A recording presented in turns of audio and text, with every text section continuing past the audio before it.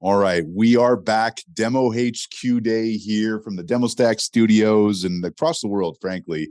Very excited you're here. We have another fantastic session today, one that I'm very excited for. I'm just going to introduce these gentlemen and I will step off stage. We are having a fireside chat about product-led sales. Product-led growth is like the hottest topic in SaaS right now, but some products are too complex to just hand out to anyone who wants to give them a test drive. A product-led sales approach helps you strike the right balance and bring elements of the PLG mindset into your high-touch sales motion. So it is a pleasure to introduce first Des Traynor, the co-founder and CSO at Intercom, and Jonathan Friedman, the co-founder and CEO of Demostack. Gentlemen, I'll let you kick it off. If you are watching, please put questions into the chat. Excited to pay attention in the backstage, gentlemen. Fantastic. Thank you, Nick. Des, super excited to have you here. I don't know if I told you this. You are a hero of mine. Some of your writings have affected a lot of my journey starting in and looking at products. So a great honor for me to have you today. Talk to you about this stuff. Yeah, thanks for reading it. And I hope it was a positive effect. I hope so too. I think it did. Some of my friends, when they heard about me talking to you today, were also very excited. So I'm definitely not the only one. Cool. And today, you've written so much about, you come from product and UX, right? And you talked a lot about that. Today in this discussion, I really want to kind of take you to this kind of other hat you're wearing as a chief strategy officer as well, which is kind of the marketing and the sales. And I want to focus a discussion today on talking about where product actually meets the market, right? Which is kind of so you build it, and that's very hard, and you have a ton of stuff going on there. But then how does it meet the market? And especially with today's PLS, product-led sales, and PLG, product-led growth, kind of these buzzwords coming out. I feel like you've talked about this stuff even before it became a thing. So I think I'd love to start with you. So where does product meet sales, and how do you think about product-led sales and maybe product-led growth and these kind of acronyms? Sure. I mean, like we've been on many sides of this approach. We started off as a fully sort of self-serve, no sales team business. Then we moved to like a light sales touch, or what we at the time called a sales assist. Then we actually onboarded a proper sales team.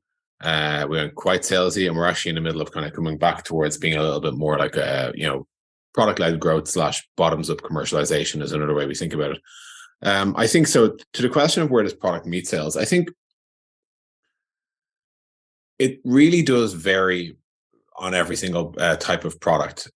Generally speaking, I see, like, say, the Atlassian model where like it's self-serve sign-up and sales are really there to like annualize the contract and make the revenue more predictable for a public company, right? They're like, they don't have to go and do an elaborate rollout. They have like partners who will do that for them or whatever.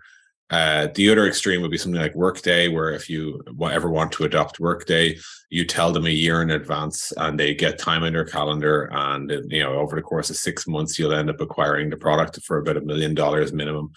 And like in that world, like, a better question is, where does like a sales actually bump into the product? And so I think really it varies business to business. And I would just say, I think marketing is like the missing piece in the question here. And that's, I think, the piece that's changing the most of late. If I was to just give a quick sort of, my experience and my history of like working in tech, we started like Intercom in 2011. And at the time, the conventional wisdom was, cool that you've built a nice little toy. Give it a while, and at some point you're going to need to get real and hire real salespeople and become a real big company moving up market, and that means you're going to throw away all your cutesy producty shit and just focus on being a real big sales-led enterprise. And I think that was the state of the art of advice in 2011. And the assumptions carried therein are like, when you're dealing with up market, you're talking to these lobotomized idiots who don't know anything about what they're buying. They just read Gartner reports or Forrester reports and they buy whatever's in the top right hand corner, and that's all you have to, And I think like what I've seen and experienced in the industry over the past, I want to say 6 years or so, has just been the buyers are far more discerning than the old advice would have them believe. The buyers are actually people who care about software. When you say, we save you revenue, buyers are smart enough to say, how? And then when you say, well, we'll make your agents more productive, they say, how? And when you say, oh, well, our inbox has got like GPT in it, they'll say, how? And eventually you end up having to show them. So a phrase we use a lot in Intercom these days is like what we call product first product marketing. And what we mean by that is we really want to like exemplify exactly how we will deliver on our value proposition. It doesn't mean we're not pitching with a value prop. It doesn't mean we are still going out there and saying, if you use Intercom, your support will be faster, more productive, better experience, cheaper to run or whatever. But we don't leave it to a PDF or a demo or like a call back in 3 weeks to get the PowerPoint slides type thing. The next thing you'll see on the screen will be examples of how that manifests in the form of product.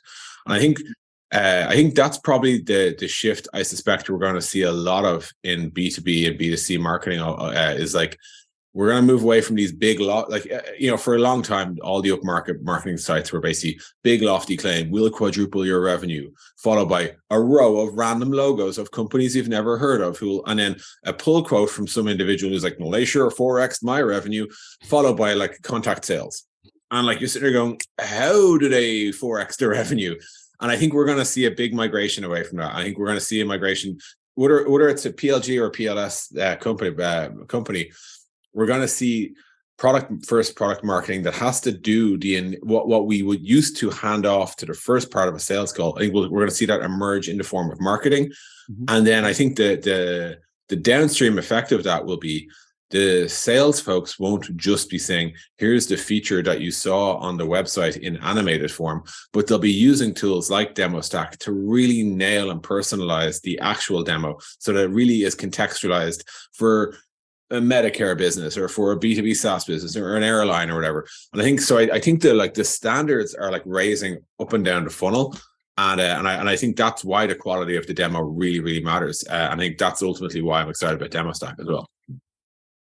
Awesome. That's a great take about the market and how it meets sales. And you talked about how Intercom was always maybe criticized, like, hey, you need to get at some point you'll need to get rid of your cutesy stuff and kind of be serious, get someone with a suit, start selling.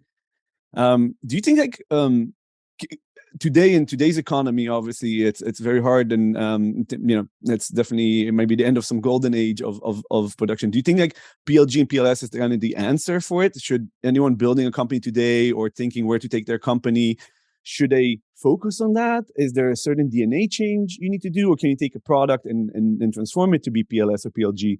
What is your take on that? I think definitely PLG isn't for everyone, and thus PLS isn't either. Because I kind of see PLG and PLS kind of like being symbiotic, at least. The reason I say it's not for everyone is that there are some types of products where the initial lift is heavy and involves like the training or education of a large amount of people. And there is no way to experience the value prop in a small pocket or in a small team. So some examples would be something like... you could argue something like Workday would be something that if the company doesn't adopt it en masse, like a HRIS system, you could argue maybe like parts of any system that kind of has a canonical source of record for the business that has to be pretty accurate and widely respected. Usually buying such a thing, it's hard to carve off a specific subset. Now, a counterpoint would be something maybe like Slack. But again, I'd say Slack doesn't actually have a central point of record for everyone. Like a small team can adopt Slack and then it can trickle out. It's harder to do that for something like, I would say something like, like a centralized, human resources tool or whatever. So I think, first of all, we should say, like, not everything can be adopted en masse. Not everything can be like broken down into individual bite-sized chunks such that an individual can pick it up or a team or a subboard can pick it up. That's the first piece. I'd also say you have to think about this. Like Brian Balfour has a great piece that I'm sure everyone has read or whatever, called like the 4 fits. And it's this idea of like, it's not just product market fit, it's product channel market fit and product channel price market fit. So, if you want to charge $1 million for your product and that's your starting price, self-serve is kind of irrelevant, as is like PLG. Like no one's gonna like if your opening ACV target is $1 million, you're gonna be flying out to these people with like stripy suits and hair gel and all sorts of shit, and you'll be going for dinner, and bringing charts and stuff, right? That's like that's the high ACV route. So you have to work out like where's your price point. Then there's like, what's your install look like? So if your product itself involves like, well, the first thing we need to do is get root access to your database. And we need to suck in a load of customer data, and we need to like be able to update your website or whatever. Yeah. No random engineer is getting the freedom to click yes to all those permissions. So like, you have to think about that as well. So I think like, it's not for everyone. The people who like love it most, I think, are early stage startups where they've been like, hey, we've got a really nice way to like run A/B tests in a specific branch or whatever, that type of product. That's where I think it's an obvious no-brainer. And when I say like product, channel, price, market fit, and that whole idea, that's where it really works to be like number one on product hunt, because we all got a product hunt on a daily basis and go, oh, what new software is here? Oh, this thing looks cool. You click through to the website. Now, the website has to show you the product, and that's the product first, product marketing. Then you say, sounds good, try it now. And then you go through the sign-up flow. The pricing has to make sense. No random person's going to drop more than like a couple of dollars or like $20 a month or whatever. They'll go through a sign-up flow. That sign-up flow has to get them to a point of value within the product. So like no one's excited about like logging in to do like 11 hours of configuration of a customer support strategy. You have to get them to something that's fun and valuable so that they can really experience your differentiated outcome that you're building your brand on. And so if you can do all of those things, then you're a perfect model for product-led growth and thus product-led sales, where product-led sales is ultimately that PQL motion where it's like, hey, this person's playing around in our tool and the address ends in @apple.com. I think they might have budget, so I think like you have to make sure before you run all in on PLG that it's actually an option. And also just separately, make sure you're not falling back on it because you're scared of doing the other type of marketing, which is, as I said, like it can be anything from the stripy suits to like the, talking to Gartner and Forrester and trying to like work your way into being on some like, up and coming chart or whatever. So like you have to basically make sure that you're not doing it as a way of chickening out of trying to do sales.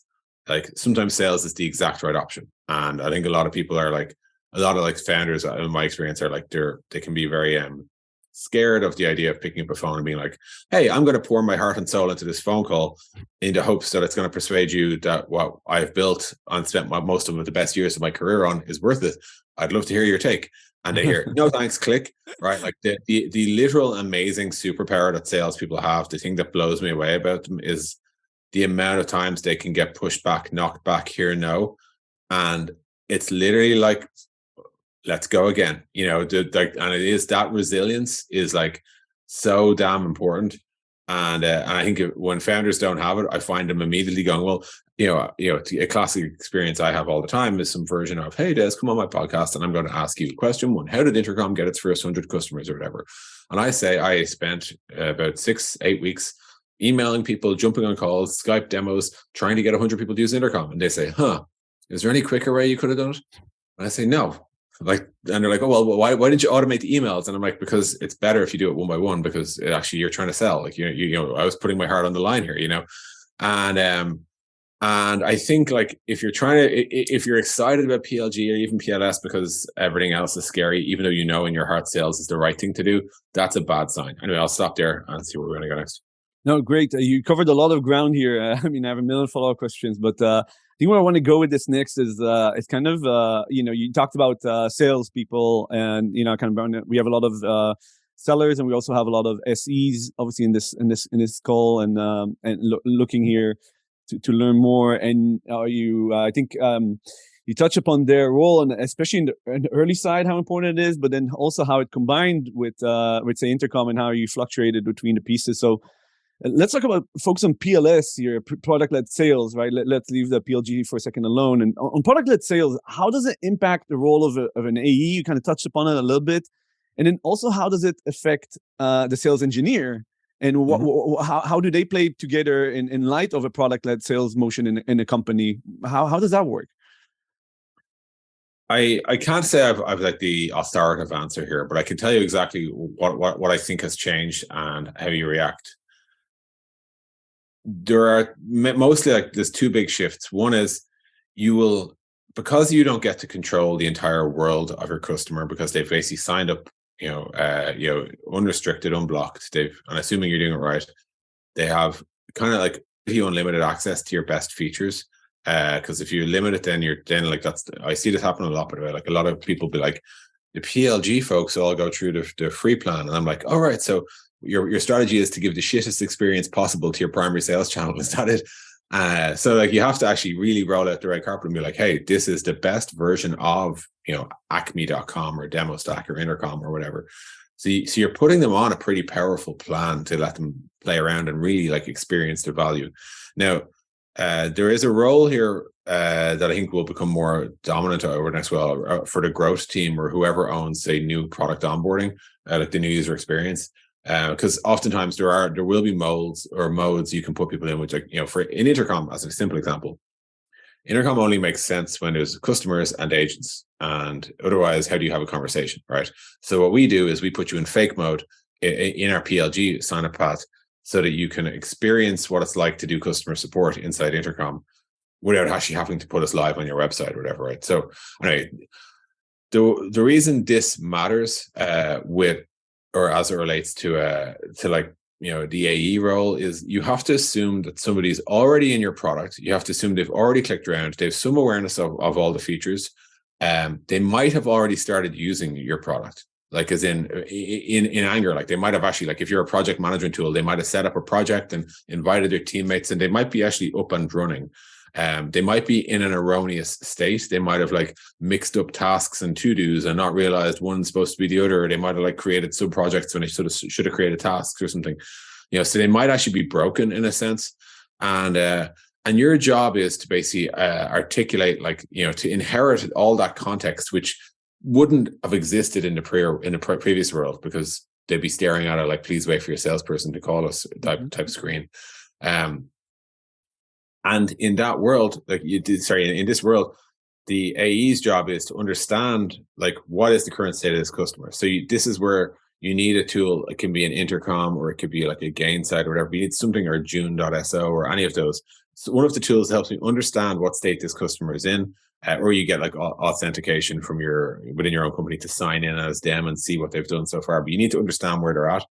And then you need to guide them to a point of like maximal real value, not simulated value. So you're often not doing like a big fake acme.com demo. You're oftentimes doing a demo of the product as to how it would work for them. So it involves, like, if the AEs are good users of the product, it actually involves asking questions and turning those answers into like configuration of the project, or like the sales flow, or whatever it is the tool controls, right?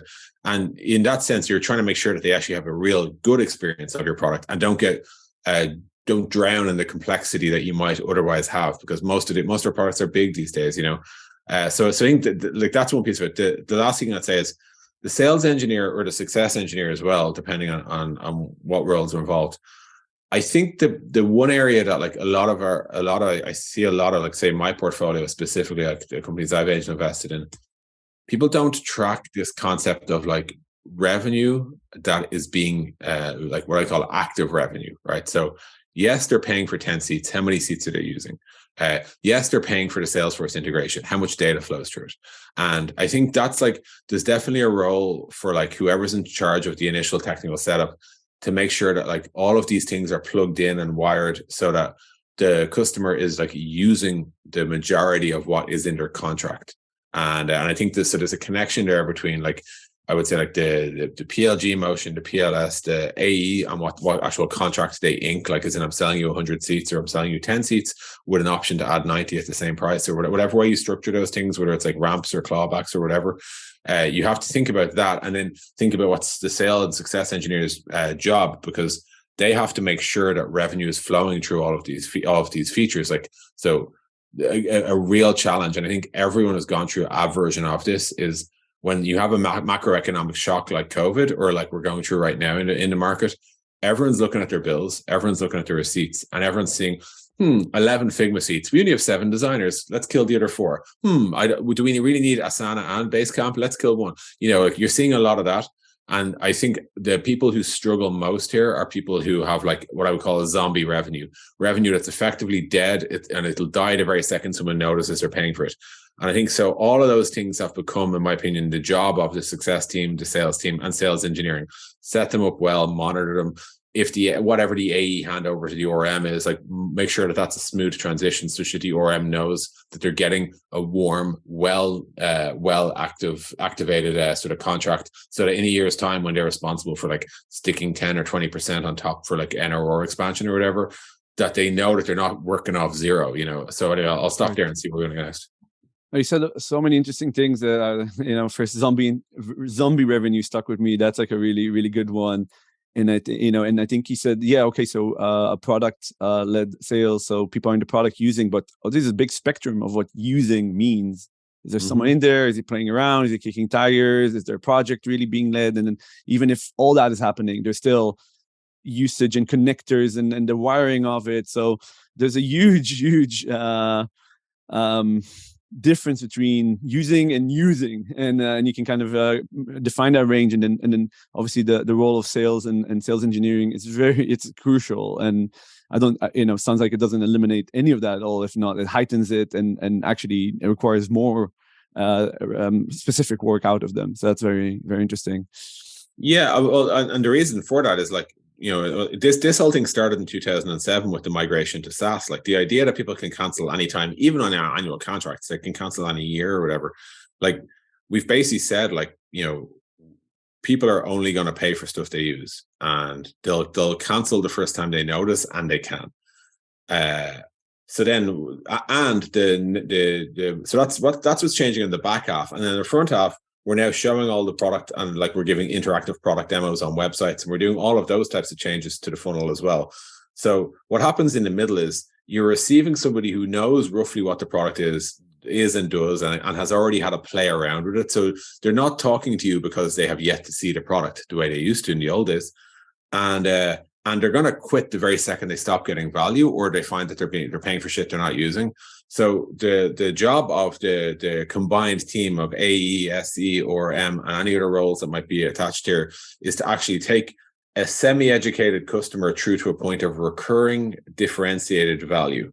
And it has to be recurring, otherwise they'll cancel once it runs out. It can't be spiky or lumpy, and it has to be differentiated, because if they're not using your features to make you, if they're just using the stuff they could get off any project management tool or whatever, then you're going to be commoditized and just priced like a commodity. So they'll be like, oh, well, I'm going to churn from you guys to such and such because they're charging $9 a month for it and you're charging $900 a month. So this idea of like the team on an account, on a large account of the AE or M, sales engineer, etc., their job is to receive, as I said, like a semi-educated customer who's had a poke around, and transform them into basically a fully ramped, onboarded customer, annualized in contract, with receiving recurring differentiated value from your product. So the whole world has changed. It just changed piece by piece. Very interesting. And what tools do AEs have to show return on investment and to kind of show what best in kind product usage can be? Do you have to train them more? Do they need certain tools? Is there a certain framework? How should they think about that? It really it depends. It can be everything across the board, from like good real believable case studies with reference customers through to like the stuff that's a lot more like cookie cutters, like ROI calculators and things like that. The thing I like to do is like it's kind of, somebody hinted at it here, and Nathan in the chat, but like I think if you can mock up, like let's say we have some very successful customers. We have like a food delivery company that has like 1,000 agents in Intercom, and they use us because we can automate the majority of their queries. So I tell them the story of their world pre-Intercom and post-Intercom, and then I log them into a simulated version of what is effectively their install, right? So I can say, here's the sort of automation they did. Here's how they set up a resolution bot. Here's how they use productors to get customers configured properly in the first place so that they didn't contact support. I walk through all of the examples, but like so in a sense, I start with the business impact, And then I walk back to how that was distilled from various feature adoption. And I think so that's how I would demonstrate ROI to an end user. First of all, start off with the actual, here's the value you're going to see in your business, and then just make it as few like hops in credibility as possible for them to see how something like, to see how all this matters. So like a classic Intercom example, somebody linked it earlier in the chat. Like we launched GPT features in the inbox on Tuesday.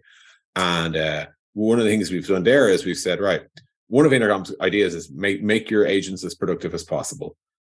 Because you want to have as much capacity within your support team as possible. So we've removed all the undifferentiated typing that support people have to do with this feature, and so blah blah blah. Like the idea is you can make it very credibly understandable how faster support team means less costs on support, and like so you're constantly just trying to draw that line between what the product does, what the business gets, what the users get, what the business results are, and as long as you can connect that as an AE, you're doing pretty well. Something you said there that really got me thinking, especially in Demostack, you said simulating the product, which is essentially, I think, like what a good demo eventually is. You can you have a superpower to take people forward in time, back in time, show them different vantage views from the top, the side. So essentially, you can stage it to take that imagine if away and taking down cognitive load, and people find themselves in your product. And I think that helps the sale. And it sounds like you're doing a lot of that. And I love the GIF when I actually checked it out yesterday. I was like, it was so cool because you really showed what it would mean. You didn't say 50% faster or something. You showed a GIF of what it would look like. And then, and I think that's so overlooked. So I loved how you take your product and show it and use it and in many different touch points. So I think that's a huge piece that you've done over the years. We call that like just product first, product marketing. It's like start with the idea that the product should explain itself first. Des, quick question from the audience, if I may. People buy from people. So how do you think product-led sales could have a detrimental impact on that? How could I have it? I mean, there's loads of ways it can have detrimental. Like the most obvious recurring problem I see is people turn on, sign up, and walk away thinking that they're a product-led sales company now. So what that means is they have not thought about their onboarding, their new user experience. Another one is like they don't acknowledge or like admit how complicated their actual product is. So again, they end up with a load of people in very broken installs, and then the AE's job is to like actually repair the setup before they can even begin the sale. That's a mess as well. And then I think like the people buy from people, I think that's generally true, but I think like what it changes is just the nature of the commitment. Like, so like I will have a play with your product, but when I want to adopt your solution company wide, and I want to introduce you to my CFO and my CTO and all that, like that's when you're into like the meet the parents stage of the purchase, that's still when I think the salesperson is still delivering all the value they ever did. But yeah, like don't get me wrong. If people just think that switching to a PLS or PLG motion involves like taking away your blockers and just letting everyone into the product, that's a really bad way to do it. Noted. Great answer to a great question. And this was another great session. It's a great day here at Demo HQ Day. Gentlemen, I want to thank you very much for your time. Des Traynor from Intercom, and of course, Jonathan Friedman, our CEO and co-founder. Follow these gentlemen on LinkedIn. And if you're loving this content, make sure to follow Demostack on LinkedIn as well. We're going to wrap this session up. Again, thank you, but we'll be right back with another one about scaling your SE resources. Thanks, gentlemen. Have a great day. Appreciate you very much. Thank you so much. Thank you, everyone. Take care.